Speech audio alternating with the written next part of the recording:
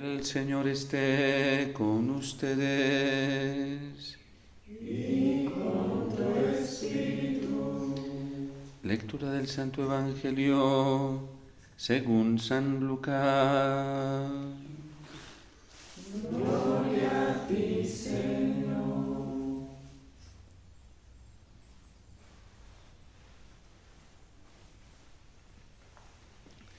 En aquel tiempo la gente se agolpaba en torno a Jesús para oír la palabra de Dios. Estando él de pie junto al lago de Genesaret, vio dos barcas que estaban en la orilla.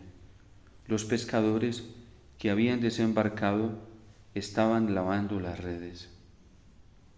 Subiendo a una de las barcas, que era la de Simón, le pidió que la apartara un poco de tierra.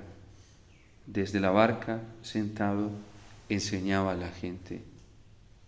Cuando acabó de hablar, dijo a Simón: rema mar adentro y echen sus redes para la pesca. Respondió Simón y dijo: Maestro, hemos estado bregando toda la noche y no hemos recogido nada, pero por tu palabra echaré las redes. Y puestos a la obra, hicieron una redada tan grande de peces que las redes comenzaban a reventarse. Entonces hicieron señas a los compañeros que estaban en la otra barca para que vinieran a echarles una mano. Vinieron y llenaron las dos barcas hasta el punto de que casi se hundían.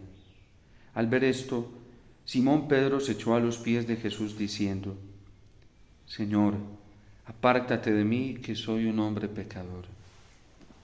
Y es que el estupor se había apoderado de él y de los que estaban con él por la redada de peces que habían recogido. Y lo mismo les pasaba a Santiago y a Juan, hijos de Zebedeo, que eran compañeros de Simón. Y Jesús dijo a Simón: no temas, desde ahora serás pescador de hombres. Entonces sacaron las barcas a tierra y dejándolo todo, lo siguieron. Palabra del Señor. Gloria a ti, Señor Jesús.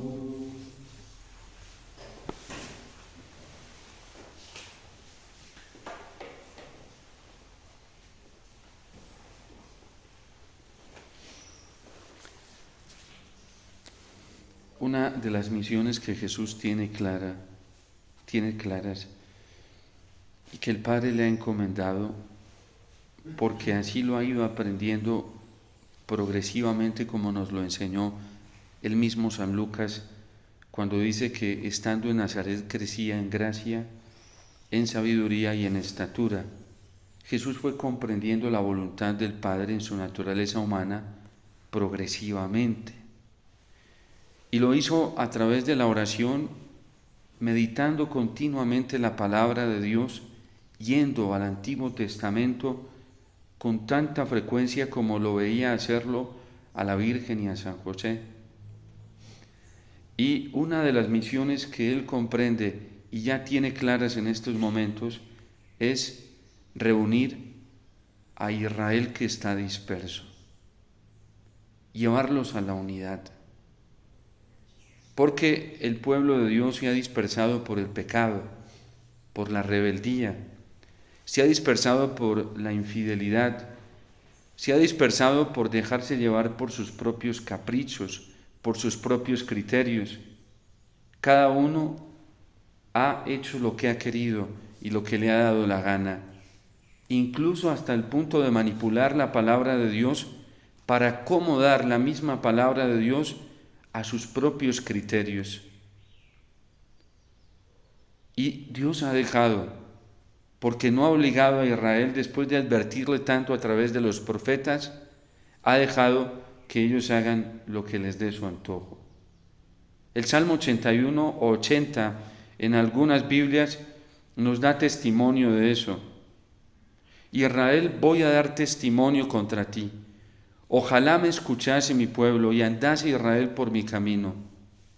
Pero ellos se entregaron a su corazón obstinado y anduvieron según sus antojos, y yo los dejé, porque Dios no obliga, es todo un caballero. Él es tan leal a su misma obra, a lo que Él mismo ha realizado, que cuando le dio la libertad al ser humano, Él mismo prometió no coaccionar esa libertad, no imponerse sobre esa libertad. Lo único que hizo Dios y podía hacer y puede hacer hoy es proponer, exhortar, advertir, reprender, castigar. Y hemos hablado en varias ocasiones que Él sí castiga, y castiga en función de un fin que Él tiene con el ser humano, y es de salvarlo. De hecho, cuando hace la promesa mesiánica a través de Isaías, está hablando del siervo al que Él va a mandar para salvar a Israel, y dice: y si no me obedece, lo castigaré con vara. Dios castiga en función de nuestra salvación, en función de un bien tan grande como es la salvación eterna de nuestras vidas. Y entonces Dios hace todo esto en función del pueblo, como un padre que ama, pero jamás obliga. Él deja, Él propone, y se arriesga hasta el extremo. Se expone hasta el extremo, pero cuando ya ve la obstinación en un corazón, lo deja y se retira. Y ahora a Cristo Él le ha encargado reunir a las ovejas dispersas, y las debe reunir a través de la obediencia a su palabra. Y por eso hoy Cristo busca el ambiente adecuado para comenzar a transmitir y a comunicar la palabra de Dios, porque toda la multitud venía a escuchar la palabra de Dios en boca de Cristo. Pero Cristo hace algo muy impactante hoy. La multitud que está aglomerada en torno a Él está cada vez más cerca de Él, pero Él busca un ambiente propicio para enseñar esta palabra, y se sube en una barca y le pide a Pedro, que es quien timonea esta barca, que reme mar adentro, que se distancie de tierra. ¿Y qué es lo que hay en tierra? Está la multitud. Y la multitud es confusa. La multitud no tiene las cosas claras. La multitud está a merced del mal, está a merced del engaño, está a merced de verdades a medias, de relativismos, de medias tintas, de mediocridad, de superficialidad. Y por eso Cristo se da cuenta que el Padre, para este proyecto, ya tiene todo un plan, y tiene algunos marcados para que le ayuden a Él en esta tarea de reunir nuevamente a su pueblo, y uno de ellos es Pedro. De hecho, San Lucas lo pone hoy no de manera coincidencial o por azar, lo pone intencionalmente. Es el primero de los apóstoles, el príncipe de los apóstoles, es el guía de los apóstoles. Y la clave de Pedro está en la sumisión a Cristo.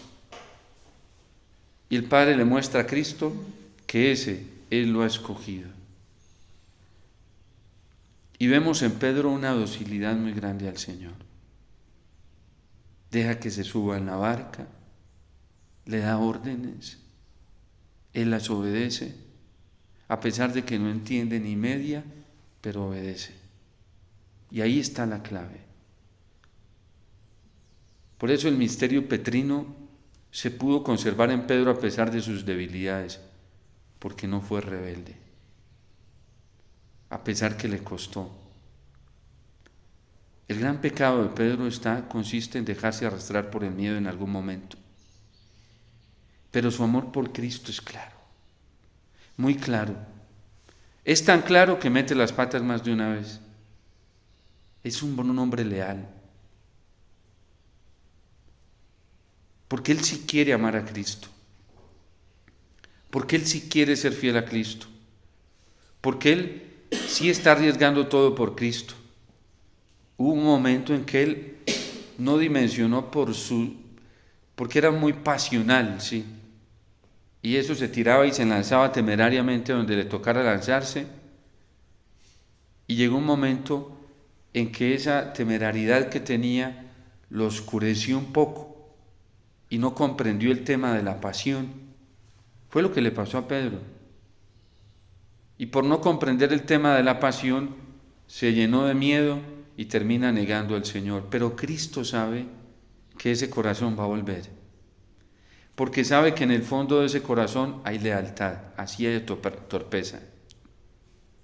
De hecho, Cristo se lo dice, San Lucas lo trae más adelante. Pedro, sábete una cosa, que Satanás ha pedido permiso para cribarte. Pedro ni sabía de qué le estaba hablando el Señor. Satanás te va a sacudir más que a todos. Y tú, una vez convertido, ve y confirma a tus hermanos. Cristo ya conocía ese corazón y sabía que aunque lo iba a negar, él iba a volver, porque en el fondo de ese corazón Cristo vio amor puro. Diferente a Judas, por eso le dio tanto dolor Judas. Porque Judas, diferente a Pedro, Judas era un hombre de maquillaje, no era leal. San Pedro las metía, ¿sí? Y para más de uno de los apóstoles, Pedro era un metepatas, porque era así, abiertamente. Lo que hacía lo hacía abiertamente. Así nos lo muestran todos los evangelistas.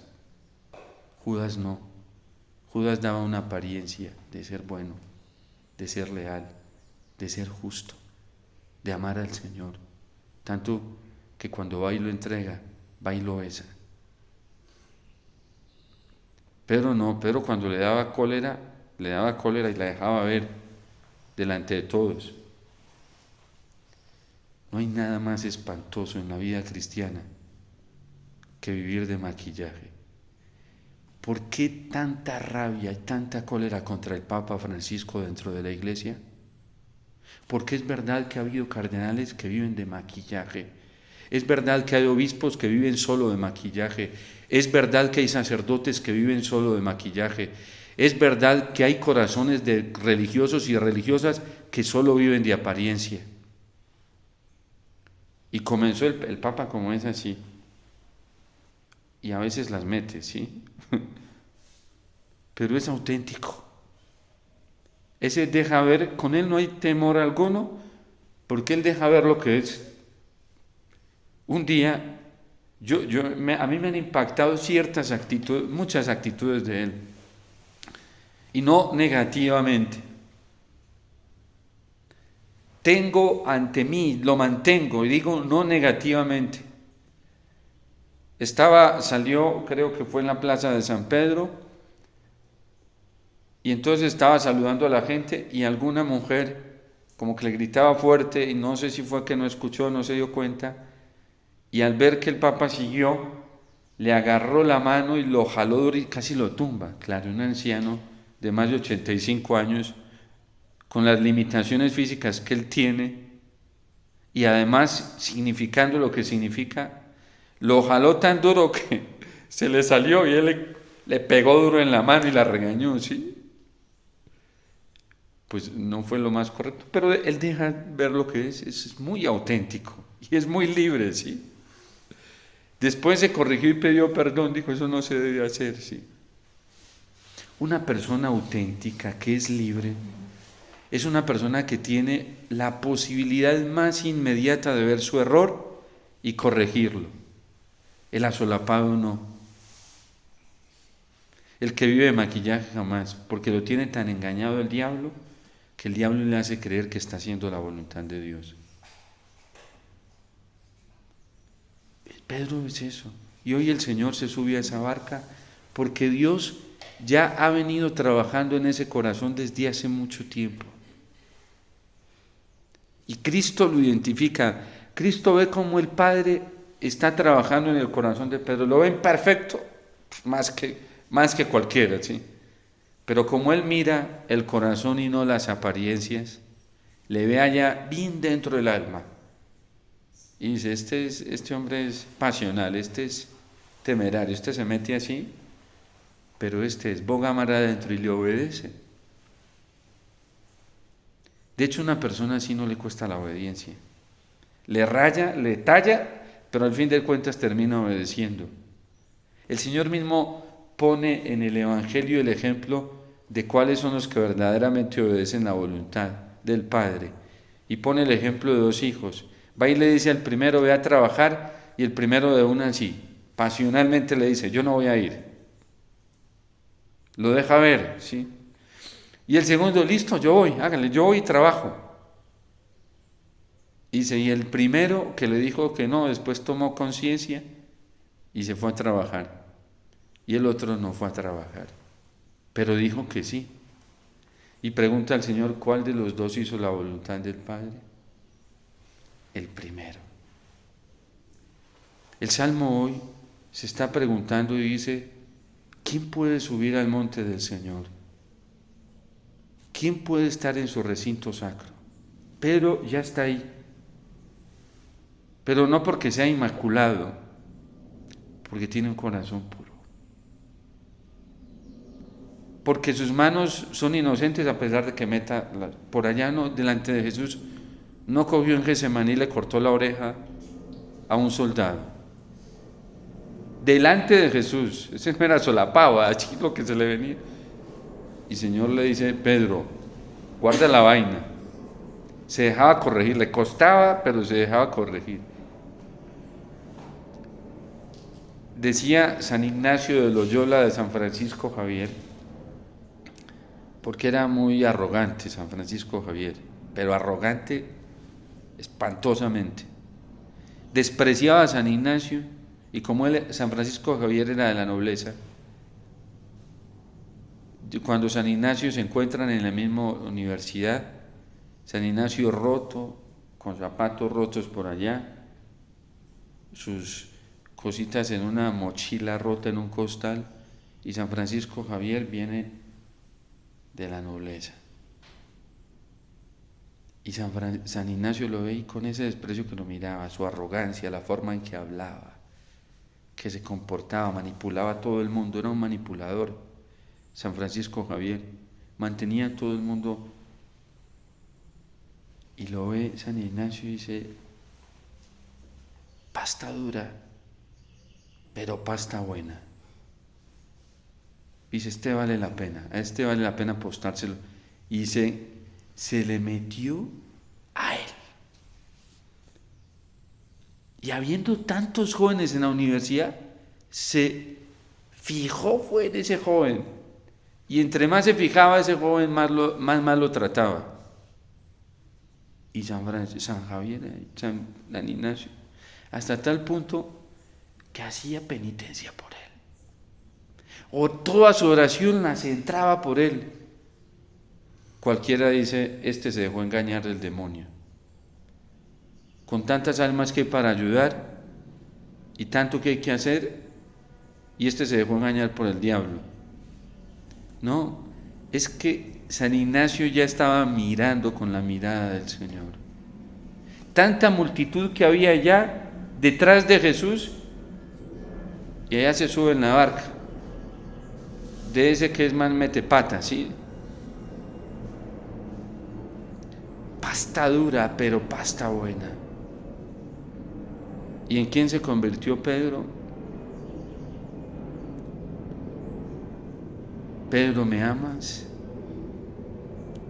Tú lo sabes todo, Señor. Tú sabes, siempre lo has sabido porque tú siempre me has conocido. No tiene necesidad de preguntarme por ti, tú lo sabes. Y seguramente el Señor por allá las risas internamente, mientras el otro triste de que le preguntara, es que le quería hacer tomar conciencia de lo que significa seguirle, porque era de lo Pedro todavía, pero ya ahí está tomando, ya sabe, Señor, tú sabes que así débil, pobre, frágil, metepatas te quiero. tú lo sabes todo. Bueno, Pedro, apacienta mis ovejas. Y le entregó. Cristo le confió todo lo que el Padre le había confiado a él. La iglesia, el nuevo pueblo, la convocación de su nueva familia. Se sube a esta barca y Pedro obedece, y Pedro es fascinado viendo lo que le está pasando porque ve cosas extraordinarias. Tira la red, donde la tira, pesca. Si el Señor le hubiera dicho que a la izquierda la hubiera tirado. Pedro tiene una cosa hermosísima. Él sabe de pesca. Ya Pedro sabe de Cristo. Ha escuchado hablar de él, lo ha visto por ahí, se lo ha encontrado. Y sabe que este pobre hombrecito pues viene por allá de Nazaret. ¿Sí? Pues, ¿qué experiencia va a tener en la pesca? Si era por allá recóndito, muy alejado de aguas marítimas. Y que su papá era un carpintero, ellos lo saben. Y no un carpintero de alta categoría, esos pobrecitos ahí que trabajan. Ayer lo decía San Lucas y lo pone intencionalmente para que nos demos cuenta cuál era la concepción sabia que tenía el mundo de Cristo. Un carpinterito ahí de Nazaret, hijo de José y de la Virgen. Y aquí hablándonos de sabiduría con tanta elocuencia. Pues ahí se sube a la barca y le dice a un hombre que es perito en la pesca: tire acá. Y dice: Señor, pues hemos estado toda la noche y no hemos cogido nada con la experiencia, pero si tú lo dices. Por eso el Padre confiaba en Pedro, a pesar de sus metidas, sus imperfecciones externas, ¿sí? Pero si tú lo dices, yo la tiro, obediente, dócil. Y la tira y coge gran cantidad. ¡Ah! Señor, qué viaje de peces, ¿sí? Y miren la actitud tan hermosa de Pedro. Señor, apártate de mí, que soy un hombre pecador. Su conciencia de miseria. Qué engaño tan terrible para nosotros cuando nos creemos lo contrario. Cuando nos montamos arriba para mirar a los demás abajo y comenzar a mirarlos y evaluarlos y a decir: este no.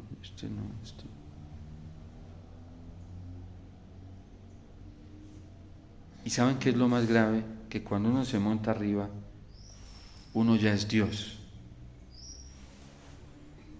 Es muy diferente mirar a los hombres desde abajo, y hay que mirarlos. Y hay que mirar sus actitudes desde abajo, no arriba, ¿sí? Porque cuando uno los mira desde abajo, uno se da cuenta como Cristo se está dando cuenta en la multitud cuáles son las actitudes de este. De arriba no se ven bien. De abajo sí, estando ahí, uno dice, no porque está mirando a ver dónde falla el otro, sino porque ve las actitudes, las ve, son actos que se ven.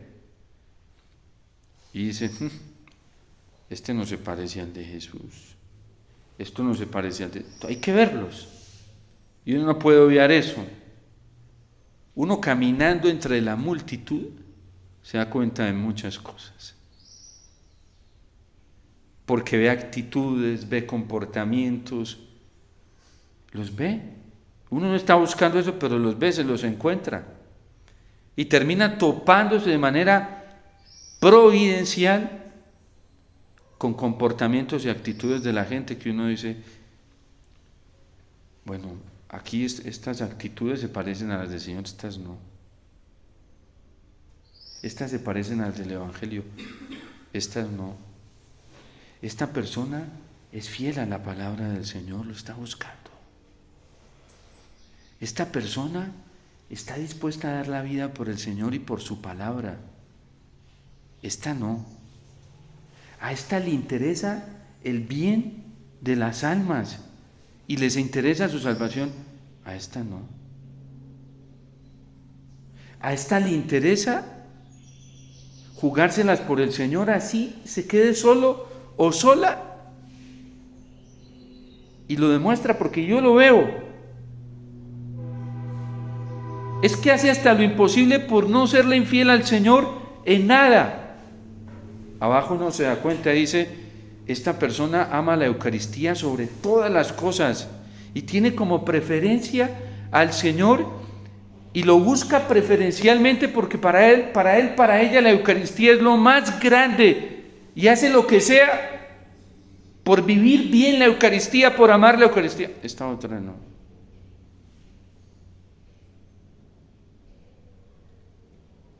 Esta persona, uno ve que su prioridad es el Señor por encima de todo. Y se pregunta como el salmista, ¿quién podrá estar en el monte del Señor y en el recinto sacro? Esta no. Uno se da cuenta de eso cuando está entre la multitud. Que hay sacerdotes que hacen lo que sea por amar la Eucaristía, por llevar a los fieles a depender de Cristo Eucaristía, por llevar a los fieles a depender solamente de su palabra. Eso lo ve uno. Y uno se da cuenta, hasta cuando va y se confiesa, uno sabe qué padrecito quiere que uno verdaderamente ame al Señor con todo su corazón y cuál no. Y el Señor por eso confió en Pedro, porque sabía que a pesar de sus metepatas, no iba a trabajar por suplantarlo a él, sino por llevar la gente a él. Otra cosa es que uno sea tonto en todo el sentido de la palabra y se quiera tapar los ojos ante eso e interprete mal las cosas, a ver si hace un daño o no peor, sí. Pero la realidad es realidad como es, y hay que mirarla como aparece. Peor es ponerse uno a hacer percepciones falsas, imaginarias, y sacar conclusiones de cosas que no son reales, que uno no está viendo. Pero uno se da cuenta. En el fondo no es ingenuo, pero Dios es sagaz. Y hay veces uno termina cayendo en ambientes, en lugares y con personas donde dice, ay Señor, aquí dicen que te aman, pero esto es puro maquillaje. Porque lo que dicen no coincide con lo real. Y por eso es necesario que tengamos la misma actitud del Señor. Se subió a la barca. Allí habían 2 discípulos, no era la multitud. Cristo no está buscando la imponencia de la masa, sino la voluntad del Padre, que es su única seguridad.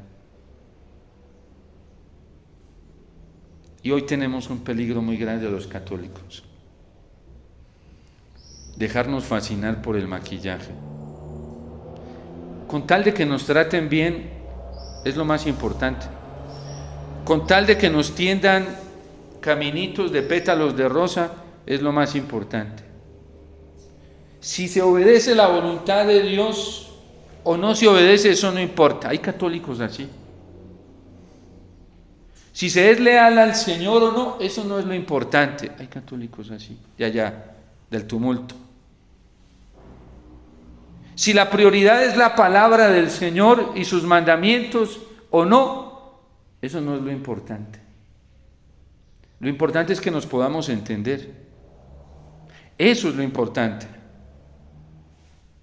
Por eso dice el Señor que cuando quieras ir a construir un edificio, primero calcula de qué forma y cómo lo vas a construir y con cuánto. No sea que te quedes en la mitad y después se burlen de ti y digan, ahí está el que empezó pero no pudo terminar. O vas a ir a pelear una batalla, primero calcula qué es lo que vas a arriesgar, ¿Qué estás dispuesto a arriesgar para ganar esa batalla? No vaya a ser que después tu enemigo se imponga y tengas que hacer pactos con él. Ser cristiano hoy, dicho por el Papa Benedicto XVI en su libro póstumo, significa una sola cosa: ser leal al Señor. Y por eso San Pablo nos lo está diciendo desde ayer. ¿Quién es Pablo? ¿Quién es Apolo? ¿Quién es Cefas? Solo somos servidores. Y hoy dice que nadie se gloríe en las personas, no es la multitud. Porque todo es de Dios, Cristo es de Dios. Nosotros somos de Cristo y somos servidores de Él, y nuestro servicio solamente está en función de mostrarlo a Él. Nada más. Es muy fácil darse cuenta uno hoy, facilísimo. ¿Quién utiliza los dones, las gracias, las bondades, dones naturales y sobrenaturales? ¿Quién los utiliza para que Cristo aparezca? Y aparezca como el dueño y Señor. ¿Y quién utiliza los dones, cualidades y talentos para otra cosa? Por eso San Pablo en la carta a los Filipenses, en el capítulo 3, les advierte a esa comunidad entrañable en la que él confía y ama, y les dice: cuidado con los perros, cuidado con los falsos doctores, con los falsos profetas, cuidado. Cuidado, se dejan engañar con falsas apariencias. Y de hecho comienza a contar su testimonio. Porque algunos se han vestido de falsos, de apóstoles, de ministros, de instrumentos, pero dice San Pablo: cuidado que son perros. Mucho cuidado con esos lobos. Si alguien es apóstol, yo. Si alguien tiene derecho a hablarles así, le dice a los filipenses, yo. Judío como ellos, circuncidado al 8º día, pertenezco a la tribu de Benjamín, fui adoctrinado, enseñado en la mejor escuela a los pies de Gamaliel. Y todo eso, porque algunos cristianos, eran cristianos, no crean que no, ya se habían hecho bautizar y todo, aludían de que pertenecían al pueblo judío, que eran de ciertas tribus, que eran circuncidados, que eran, pues yo también. Y dice San Pablo: todo eso lo considero basura en eso tan extraordinario que es conocer a Cristo mi Señor, y a causa de Él ya nada tiene valor para mí. Por eso Cristo ya está dando una lección hoy: alejarse de la multitud. Y eso a muchos nos da miedo. Y es normal que aparezca un sentimiento de miedo cuando uno vea que la multitud está así, porque nuestro corazón busca supervivencia afectiva, ¿sí? Y entonces hace falta el calorcito humano, y eso es apenas normal, pero es muy grave si uno se deja llevar de eso, gravísimo.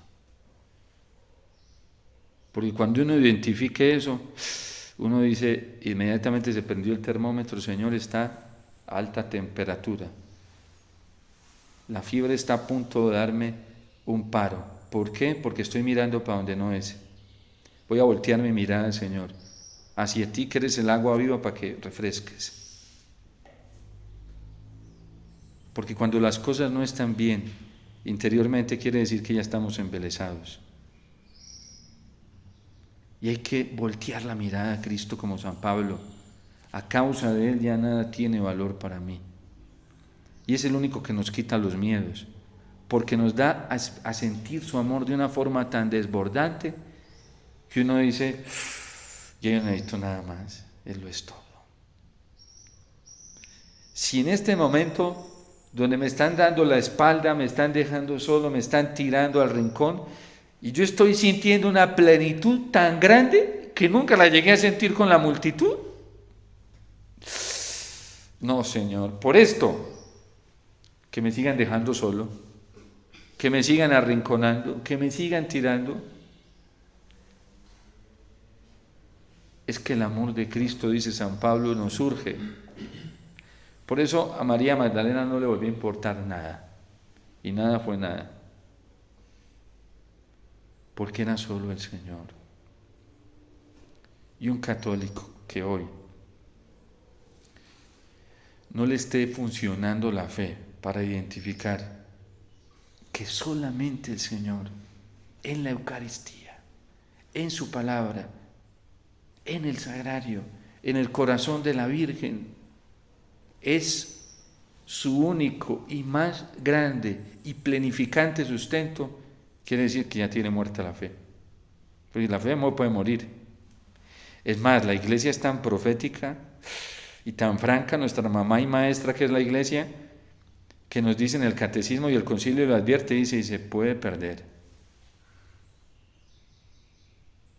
Por eso la Iglesia nos llama a perseverar en la única fe, que es la fe en Jesús Eucaristía, en la palabra del Señor, encontrar a Cristo en el corazón de la Virgen y en el sagrario.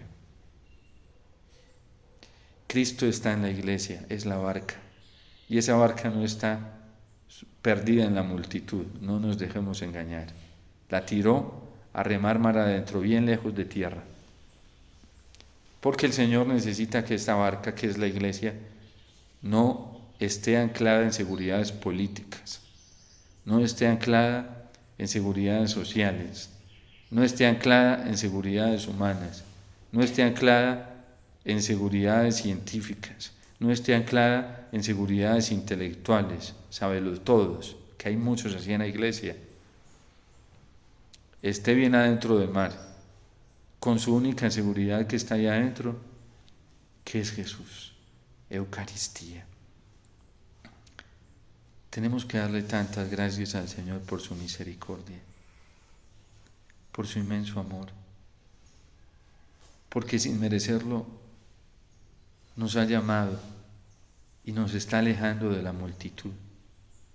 Y eso es una bendición. Él lo está haciendo. Nosotros no tenemos que hacer eso. Y uno de día en día cada vez se va viendo más distante de personas, de ambientes, de criterios. Y eso es una bendición de la providencia de Dios. Yo a veces digo, Señor, ¿por qué entre más oro, menos compatible me veo con ciertas personas? Y no porque no las quiera, las quiero. Y yo hasta quisiera, y el Señor me pone freno y me dice, a ver, Omítar, espérate, déjame trabajar a mí. Porque si tú te pones a hacer otra cosa diferente, te va a ir muy mal. Uno no viene al sagrario a buscar distanciarse de nadie, pero a veces entre más uno lo busca, más distante está de ciertos ambientes, de ciertos... Y yo digo, es la providencia de Dios. Y entonces digo, Señor, ¿tendré que seguir buscándote más fuertemente en la Eucaristía, en el sagrario, en el corazón de la Virgen, en tu palabra, para que tú vayas haciendo más rápidamente tu obra? A Pedro se le subió y le dijo, boga mar adentro. Y se lo llevó bien lejos, de tierra, de la multitud, de preferencias humanas, de todo eso. Es una maravilla, porque es muy lindo. Yo hago sino tener una imagen presente de mi director espiritual, solo allá en una casa sacerdotal de ancianos, solo. Y hasta adentro, yo siempre me lo encuentro solo y feliz. Y me dice, Señor, ¿usted por qué está tan feliz? Porque estoy con el Señor. Tengo más tiempo para estar con Él, para rezar el oficio divino con más alegría. Yo le digo al Señor, ¿cómo no descubrí esto antes? Le pasó lo de Pedro, lo llevó. Y va uno allá y pregunta por él. Y dice, espéreme, yo voy a ver si está en la capilla, porque es que se mantiene allá. Y para acabar de ajustarla tiene ahí al frente. Uno abre la puerta, su habitación y abre la puerta y ahí está la entrada al frente donde Jesús sacramentado. Dios los hace y el Espíritu Santo los junta, ¿sí? Los pone cada vez más cerca. Dios nos quiere cada vez más cerca de Él. Y por eso no nos puede dar miedo que nos diga, nos aleje de tierra, ¿sí? Solamente había otra barquita ahí que resultó contagiada y se fue. Y los llamaron para que les ayudara. No fue la multitud. Cristo no busca la ayuda para salvar a la humanidad en la multitud, sino en la voluntad del Padre. Y ahí está el secreto de la fe auténtica. Abandonarnos solamente en el Señor y en nadie más. Y Él está en la Eucaristía, real, pleno, total. Está en el sagrario, real, pleno, total. Está en el corazón de la Virgen y cada vez que vamos donde ella nos tira para la Eucaristía. Porque nos dice, hijito, yo estoy ahí, me mantengo ahí. Vamos a la Sagrada Escritura a meditar y cada vez nos tira más a la Eucaristía. Y viene uno a la Eucaristía y Jesús coge y le muestra todos los secretos de la Biblia. Vea, aquí está, mira esto acá. Uno comienza a oír la misa y uno dice, ay, esto está en tal pasaje, esto está acá.